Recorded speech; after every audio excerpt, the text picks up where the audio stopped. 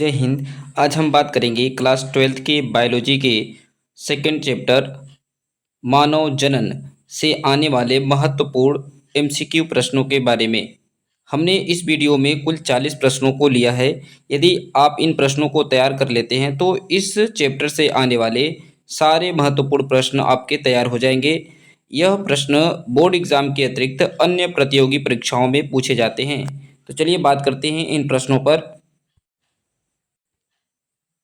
तो आज का हमारा पहला प्रश्न है, मानव मानव मुख्य रूप से किस प्रकार का जीव है। तो आपके विकल्प दिए गए हैं, अंड प्रजक, सजीव प्रजक और अंड जरायुज और इनमें से कोई नहीं। तो मानव मुख्य रूप से जो होता है यह सजीव प्रजक या जरायुज प्राणी होता है। इसका मतलब होता है कि जो जीव सीधे बच्चों को या संतानों को जन्म देते हैं उन्हें सजीव प्रजक कहते हैं, और जो जीव सीधे अंडे को जन्म देते हैं और फिर अंडे से बाद में संतानें उत्पन्न होती हैं उन्हें अंड प्रजक कहते हैं। तो इसमें हमारा जो विकल्प होगा ये बी विकल्प सही होगा। अगला प्रश्न हमारा है कि पुरुष पुरुष में मुख्य प्राथमिक जनन अंग कौन सा है। तो पुरुषों का जो मुख्य प्राथमिक जनन अंग होता है वो कौन सा होता है। विकल्प दिए गए हैं, प्रोटेस्ट ग्रंथि, दूसरा विकल्प है वृषण, और तीसरा सीसन, और चौथा शुक्रवाहिनी। तो पुरुषों का जो मुख्य जनन अंग होता है वो टेस्टिस होता है जिसे वृषण कहते हैं। तो इसमें जो बी विकल्प होता है वो सही है। मुख्य जनन अंग क्यों कहते हैं वृषण को, क्योंकि वृषण जो होता है नर युग्मक अर्थात शुक्राणुओं का निर्माण करता है, इस वजह से इसे मुख्य जनन अंग या प्राथमिक जनन अंग कहते हैं। अगला प्रश्न हमारा है कि नर युग्मक को क्या कहा जाता है। नर युग्मक को क्या कहा जाता है। विकल्प दिए गए हैं, ए अंडाणु, बी शुक्राणु, सी युग्मनज और डी ध्रुवीय पिंड। तो नर युग्मक के रूप में शुक्राणु या स्पर्म को जाना जाता है। तो इसमें हमारा विकल्प जो होगा बी विकल्प सही होगा। तो शुक्राणु को नर युग्मक कहा जाता है। अगला प्रश्न हमारा है कि अंडाणु का निर्माण कहाँ होता है। तो जो ओवम होता है अंडाणु, इसका निर्माण कहाँ होता है। आपको विकल्प दिए गए हैं, ए गर्भाशय में, बी अंडाशय में, सी फेलोपियन नलिका में और डी योनि में। तो अंडाणु का जो निर्माण होता है वो होता है अंडाशय में अर्थात ओवरी में। फीमेल में 2 ओवरी होती हैं और दोनों में बारी बारी से मासिक चक्र के आधार पर दोनों में अंडाणु का निर्माण होता है। तो इसमें जो होता है हमारा बी विकल्प सही होगा। अगला प्रश्न हमारा है, शुक्र जनन या शुक्राणु जनन की प्रक्रिया कहाँ संपन्न होती है। तो शुक्राणु जनन की प्रक्रिया कहाँ संपन्न होती है। आपको विकल्प दिए गए हैं, ए शुक्रजनक नलिकाओं में, डी वास डिफरेंसिया में, सी प्रोटेस्ट ग्रंथि में और डी है कॉपर ग्रंथि में। तो शुक्र जनन की जो प्रक्रिया होती है दोस्तों यह शुक्रजनक नलिका के अंदर होती है। तो इसमें हमारा जो बी विकल्प हो ए विकल्प होगा वो सही होगा। अगला प्रश्न हमारा है कि वृषण कोश का मुख्य कार्य क्या होता है। वृषण कोश का मुख्य कार्य क्या होता है। तो विकल्प दिए गए हैं, ए शुक्राणुओं को संचित करना, बी विकल्प है वृषण के तापमान को शरीर से कम रखना, सी है हार्मोन्स का स्राव करना, डी विकल्प है मूत्र मार्ग को सुरक्षा देना।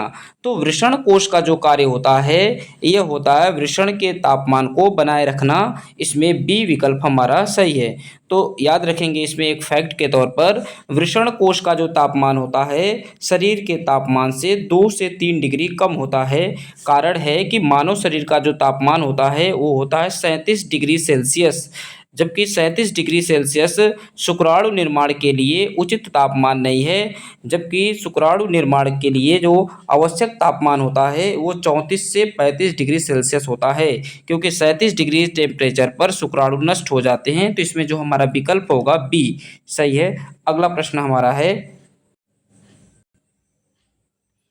नर या सेक्स हार्मोन्स को क्या कहते हैं, या नर सेक्स हार्मोन्स क्या होता है। विकल्प दिए गए हैं, A oestrogen, B progesterone, C testosterone और डी रिलैक्सिन।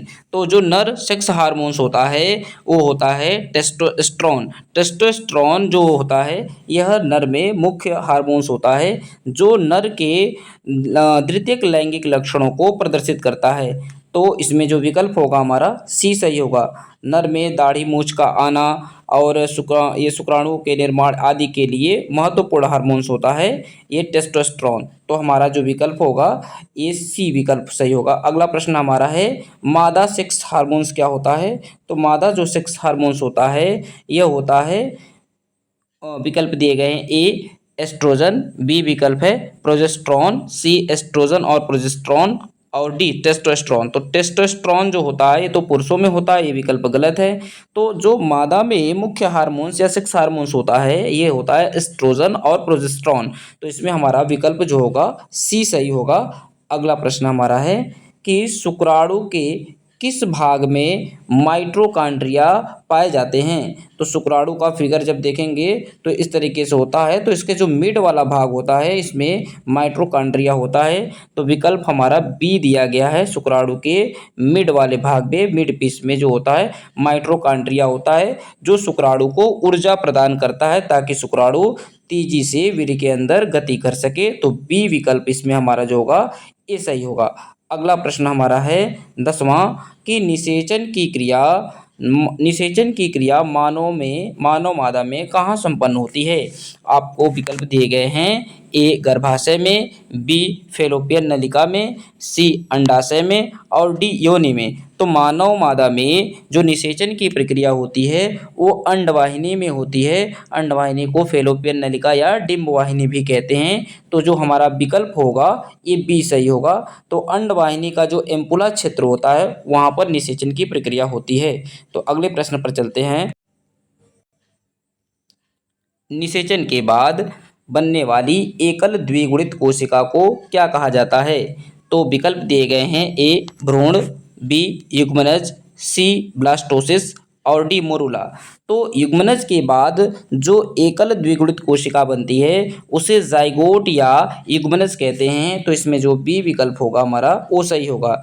जिससे स्पर्म की कोशिका होती है, स्पर्म होता है और अंडाणु होता है। मतलब शुक्राणु और अंडाणु जब दोनों के केंद्रक आपस में संलयित हो जाते हैं इस प्रक्रिया को निषेचन या फर्टिलाइजेशन कहते हैं। तो इसमें एक कोशिका बनती है जो द्विगुणित होती है जिसमें दो केंद्रक होते हैं। तो ये जो कोशिका होती है इसे हम कहते हैं युग्मनज या जाइगोट कहते हैं। अगला प्रश्न हमारा है कि प्रथम आर्तव चक्र या मासिक चक्र की शुरुआत को क्या कहते हैं। तो विकल्प दिए गए हैं रजोनिवृत्ति, बी विकल्प है रजोदर्शन, सी विकल्प है आर्तव प्रवाह और डी विकल्प है अंडोत्सर्ग। जब किसी महिला में प्रथम बार मासिक धर्म शुरू होता है या पहली बार आता है वह पीरियड आते हैं तो उसे रजोदर्शन कहते हैं। तो इसे बी विकल्प जो हमारा है इसमें सही होगा। ये जो क्रिया होती है यह 12 से 14 वर्ष की आयु में लड़कियों में प्रारंभ होती है। अगला प्रश्न हमारा है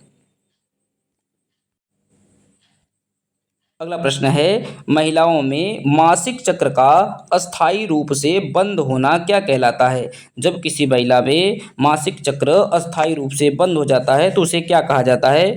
विकल्प हैं ए रजोदर्शन, बी रजोनिवृत्ति, सी अंडोत्सर्ग, डी निषेचन। तो जब किसी महिला में मासिक चक्र अस्थायी रूप से बंद हो जाता है तो उसे मोनोपॉज या रजोनिवृत्ति कहते हैं। तो इसमें हमारा जो बी विकल्प होगा ये सही होगा। यह घटना जो 45 से 50 वर्ष की आयु में महिलाओं में घटित होती है। तो अगला प्रश्न हमारा है मानव अंडाणु में गुणसूत्रों की संख्या कितनी होती है। तो आपको विकल्प दिए गए हैं ए 46, बी 23, सी 44 और डी 22। तो मानव अंडाणु में जो गुणसूत्रों की संख्या होती है वो होती है 46। तो इसमें जो विकल्प ए होगा वो सही होगा क्योंकि जोड़ी भी नहीं पूछा गया है। तो यहाँ पर जो संख्या होगी हमारा 46 सही होगा। अगला प्रश्न हमारा है कि भ्रूण का गर्भाशय की दीवार से जुड़ना क्या कहलाता है। जब भ्रूण गर्भाशय की दीवार से जुड़ता है तो इस प्रक्रिया को क्या कहते हैं। विकल्प हैं ए निषेचन, बी अंतःरोपण या अंतःस्थापन, सी विकल्प है अंडोत्सर्ग और डी विकल्प है प्रसव। जब भ्रूण गर्भाशय की दीवारों से जुड़ता है तो इस क्रिया को अंतःरोपण या अंतःस्थापन या इम्प्लांटेशन कहते हैं। तो इसमें जो हमारा बी विकल्प होगा ये सही होगा। अगला प्रश्न हमारा है कि गर्भावधि के समाप्त होने पर शिशु के बाहर निकलने की प्रक्रिया को क्या कहते हैं? तो पहला विकल्प है हमारा प्रसव, बी विकल्प है दुग्धस्राव, सी है अंतःस्थापन और डी विकल्प है ग्लैस्टुलेशन। तो गर्भावधि समाप्त होने के बाद शिशु के जो बाहर निकलने की प्रक्रिया होती है उसे कहते हैं प्रसव या पर्ट्यूसेशन। तो हमारा इसमें जो विकल्प ए होगा वो सही होगा। अगला प्रश्न हमारा है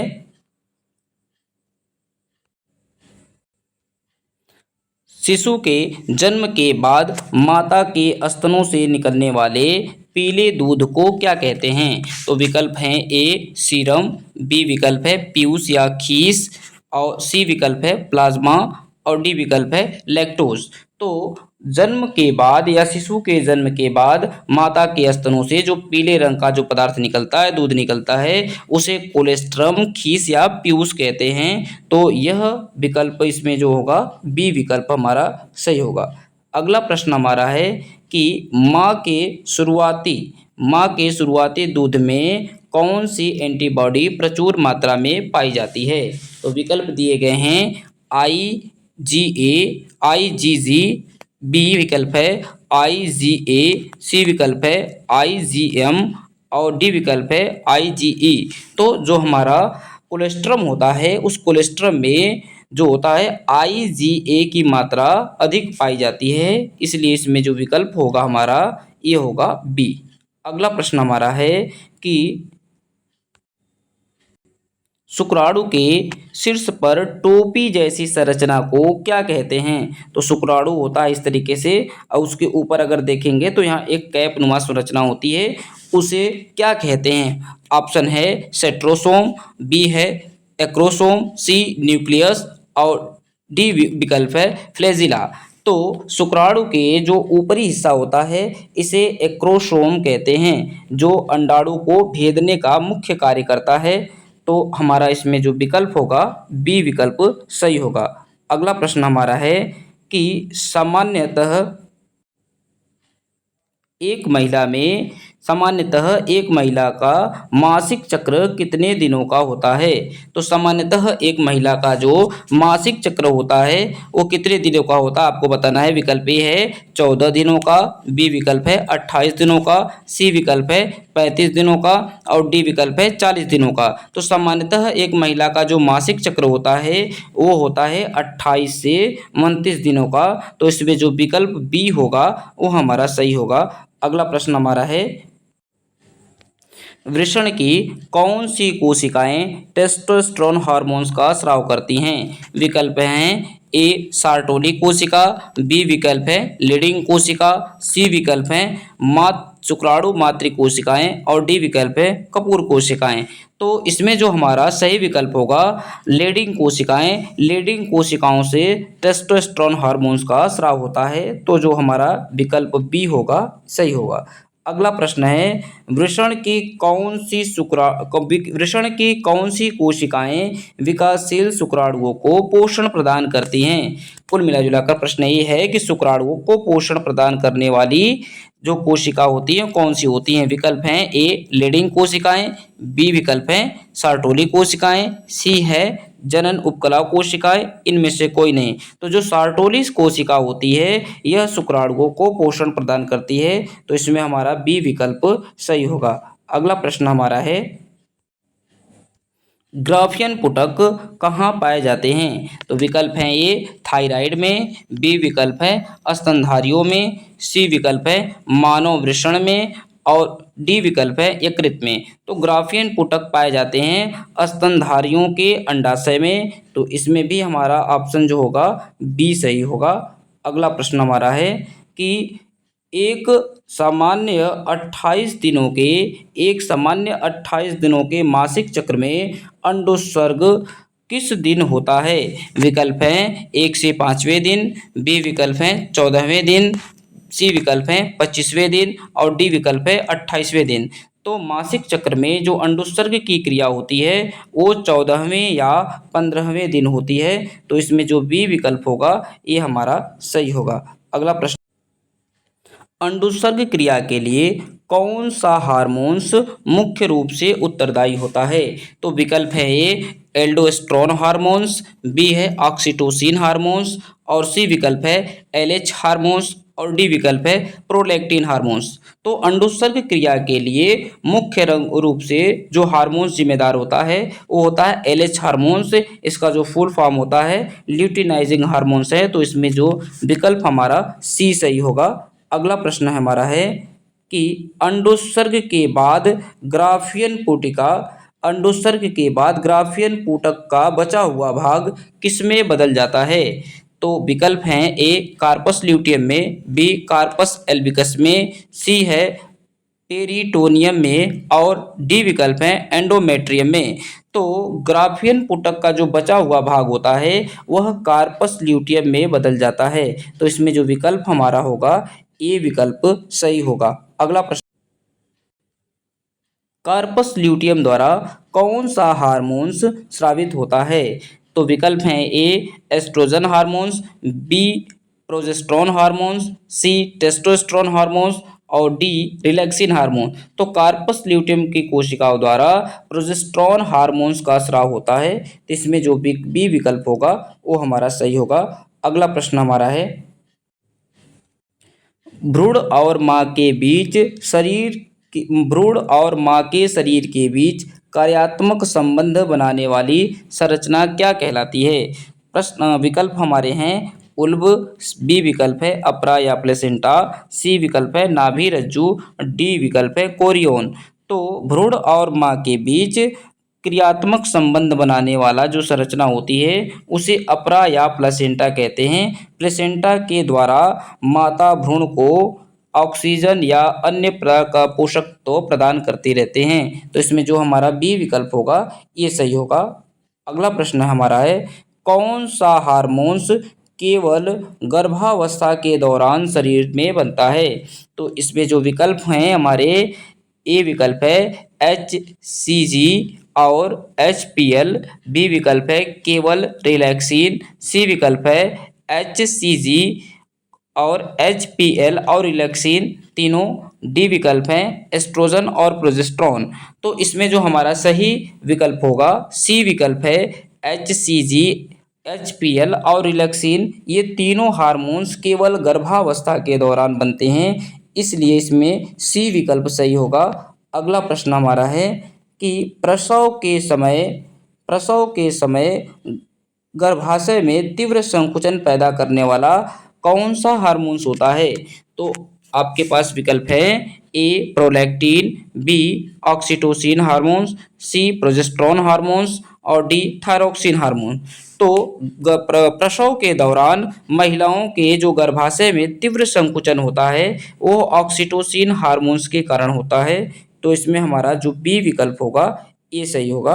अगला प्रश्न है, शुक्राणुओं के एक्रोसोम में कौन सा एंजाइम होता है जो अंडाणु को भेदने में मदद करता है? विकल्प हैं ए एमाइलेज हार्मोन्स, बी विकल्प है हाइल्यूरोडिनेज हार्मोन्स, अगला होता है पेप्सिन और जो होता है ट्रिप्सिन। तो इसमें जो होता है एक एंजाइम होती है, इस एंजाइम का नाम है हाइल्यूरोनिडेज एंजाइम जो होती है, जिसे हम लोग हाइड्रोलिटिक एंजाइम भी कहते हैं। यह अंडाणु की जो सबसे बाहरी परत होती है जिसका नाम होता है कोरोना रेडिएटा, उसको भेद देता है स्पर्म और फिर उसके बाद इस अंडाणु के अंदर प्रवेश कर जाता है। तो इसमें जो हमारा विकल्प होगा ये बी विकल्प सही होगा। अगला प्रश्न हमारा है कि ब्लास्टोसिस की बाहरी परत जो गर्भाशय के एंडोमेट्रियम से जुड़ती है उसे क्या कहा जाता है? विकल्प है हमारा इनर सेल मास, बी है ट्रोफोब्लास्ट, सी है एक्टोडर्म और डी है एंडोडर्म। तो ब्लास्टोसिस की बाहरी परत पर जो गर्भाशय के एंडोमेट्रियम से जुड़ती है उसका नाम होता है ट्रोफोब्लास्ट। तो बी विकल्प इसमें हमारा होगा सही। अगला प्रश्न हमारा है कि गर्भाशय की सबसे भीतरी ग्रंथिल परत जो मासिक चक्र के दौरान टूटती है उसे क्या कहते हैं? तो हमारा इसमें का विकल्प है ए पेरीमेट्रियम, बी मायोमेट्रियम, सी एंडोमेट्रियम और डी जो है एक्टोमेट्रियम है। तो हमारा जो इसमें सही विकल्प है एंडोमेट्रियम होगा। जो मासिक चक्र के दौरान एंडोमेट्रियम ही टूटकर रक्त के रूप में शरीर से बाहर निकलती है। तो इसमें सी विकल्प हमारा सही होगा। अगला प्रश्न हमारा है कि एक प्राथमिक एक प्राथमिक शुक्राणु शुक्राणु कोशिका से कितने क्रियाशील शुक्राणु बनते हैं? एक प्राथमिक शुक्राणु कोशिका से कितने क्रियाशील शुक्राणु बनते हैं? तो विकल्प हैं ए 1, बी 2, सी 4 और डी 8। तो इसमें 4 स्पर्म बनते हैं, 4 शुक्राणु। तो इसमें जो विकल्प होगा सी सही है।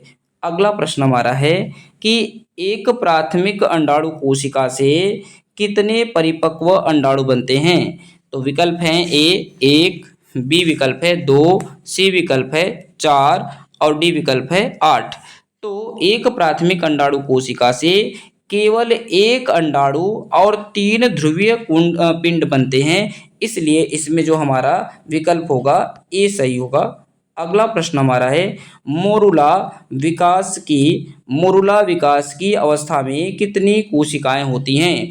मोरुला विकास की अवस्था में कितनी कोशिकाएं होती हैं? तो विकल्प हैं हमारे ए 2 से 4, बी विकल्प हैं 8 से 16, सी विकल्प है 16 से 64 और डी विकल्प हैं 100 से अधिक। तो मोरुला में जो होती हैं कोशिकाओं की संख्या होती है 8 से 16। तो इसमें जो बी विकल्प होगा हमारा वो सही है। अगला प्रश्न है कि गर्भाशय की मध्य पेशी किस परत की बनी होती है? गर्भाशय की मध्य पेशीय परत किस प्रकार की पेशी से बनी होती है? विकल्प हैं ए कंकाल पेशी, बी विकल्प है चिकनी पेशी, सी विकल्प है हृदय पेशी और डी है इनमें से कोई नहीं। तो इसमें जो हमारा सही विकल्प होगा वो होगा बी चिकनी पेशी से। तो सही विकल्प बी है। अगला प्रश्न हमारा है कि वीर्य के निर्माण के समय या वीर्य निर्माण करने वाली ग्रंथियों का सही क्रम क्या है? तो इसमें जो हमारा विकल्प दिया गया है ए प्रोटेस्ट शुक्राशय बल्बोयूथ्रल, बी विकल्प है शुक्राशय प्रोटेस्ट बर्बोयूथ्रल ग्रंथि, सी विकल्प है केवल प्रोटेस्ट ग्रंथि, डी विकल्प है थायराइड एड्रिनल और वृषण ग्रंथि। तो इसमें जो हमारा सही विकल्प है ये है शुक्राशय प्रोटेस्ट और बल्बोयूरेथ्रल ग्रंथि। तो इसमें जो बी विकल्प होगा हमारा ये सही होगा। अगला प्रश्न हमारा है कि मानव मादा में अंडाणु का निषेचन फैलोपियन ट्यूब के किस भाग में होता है? विकल्प हैं ए स्थमस में, बी एम्पुला में, सी इनफेंडिबुलम में और डी फ्रेम्बे में। तो निषेचन की क्रिया अंडवाहिनी में एम्पुला क्षेत्र में होती है। तो इसमें हमारा जो बी विकल्प होगा वो सही होगा। और आज का हमारा अंतिम प्रश्न है कि पुरुषों की नसबंदी में जिसमें शुक्रवाहिका को काटकर बांध दिया जाता है क्या कहलाता है?